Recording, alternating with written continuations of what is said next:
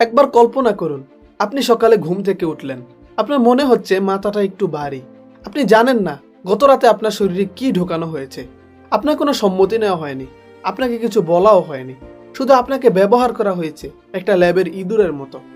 হ্যাঁ, এটা কোনো গল্প নয়। ইতিহাসে এমন কিছু এক্সপেরিমেন্ট আছে যেগুলো বিজ্ঞানের নামে মানুষের উপর চালানো হয়েছিল সবচেয়ে নিষ্ঠুর নির্যাতন। এগুলো কোনো সিনেমার গল্প না, কিন্তু সিনেমার গল্পকেও হার মানায়। এগুলো এতটাই নির্মম ছিল যে সরকারও স্বীকার করতে চায়নি।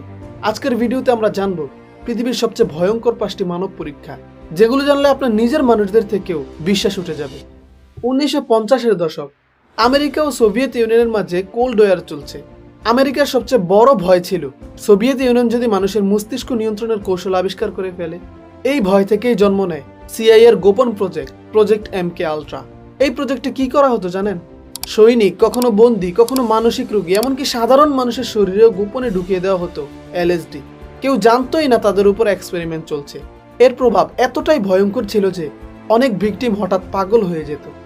অনেকে তো নিজের পরিবারকেও চিনতে পারতো না, আবার কেউ কেউ তো আত্মহত্যা পর্যন্ত করেছিল।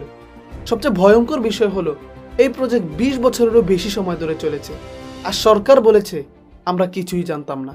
এখন প্রশ্ন হলো, মানুষের মস্তিষ্ক নিয়ন্ত্রণের সেই চেষ্টা কি আজ বন্ধ হয়েছে, নাকি আজও মুখোশের আড়ালে চলছে সে অমানবিক নির্মমতা?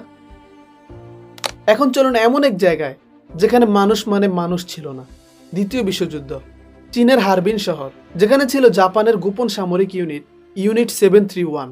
এই জায়গাটা ছিল একটা জীবন্ত নরক। এখানে বন্দীদের বলা হতো লগ, মানে কাঠের গুঁড়ি, অর্থাৎ কাঠের গুঁড়ির মতো তাদেরকে নিয়ে পৈশাচিক খেলা খেলতো। মানুষকে জীবন্ত কেটে দেখা হতো কোনো অ্যানেস্থেসিয়া ছাড়াই, শুধু দেখার জন্য ভিতরের অঙ্গগুলো কিভাবে কাজ করে। মানুষের শরীরে প্লেগ, অ্যানথ্রাক্স ও কলেরার মতো ভয়ঙ্কর ভাইরাস ঢুকিয়ে দেওয়া হতো, আর দেখা হতো কত সময়ের মধ্যে তারা মারা যায়। এখানে যে কত মানুষ মারা গেছে তার কোনো হিসাব নেই। কিন্তু যুদ্ধ শেষে জানেন কি হয়েছে? অনেক বিজ্ঞানী শাস্তি না পেয়ে আমেরিকার সাথে কাজ শুরু করে দিয়েছে, কারণ তাদের কাছে ছিল দামি দামি সব তথ্য।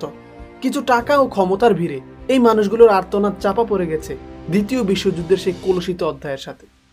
এবার শুনুন এমন এক গল্প যেটা শুনলে বিশ্বাস করতেই কষ্ট হবে।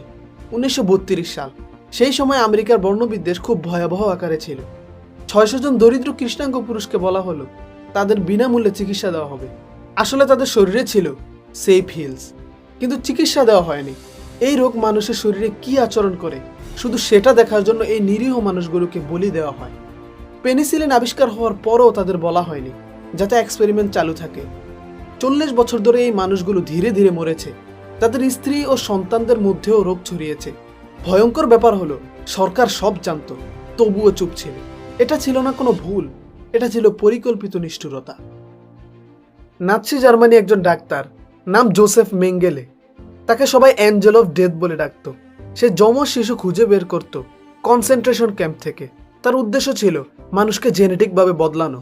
শিশুদের চোখে কেমিক্যাল ঢুকিয়ে রং বদলানোর চেষ্টা করত। একজনকে রোগ ঢুকিয়ে দেখা হতো আরেকজনের কি হয়। একজন মারা গেলে আরেকজনকে হত্যা করা হতো শুধুমাত্র তুলনা করার জন্য। সবচেয়ে ভয়ঙ্কর ব্যাপার হলো মেঙ্গেলে কখনো ধরাই পড়েনি। শেষ এক্সপেরিমেন্টটা সবচেয়ে ভয়ঙ্কর, কারণ এখানে কোনো ড্রাগ ছিল না, কোনো অস্ত্রও ছিল না, ছিল শুধু ক্ষমতা।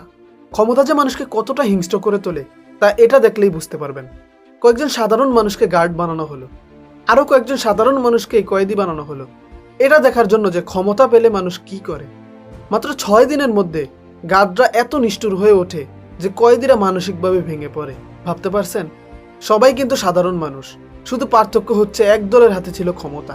এই এক্সপেরিমেন্ট আমাদের চোখে আঙ্গুল দিয়ে দেখিয়ে দেয় ভয়ঙ্কর হতে মানুষকে শেখাতে হয় না, শুধু সুযোগ দিলেই যথেষ্ট।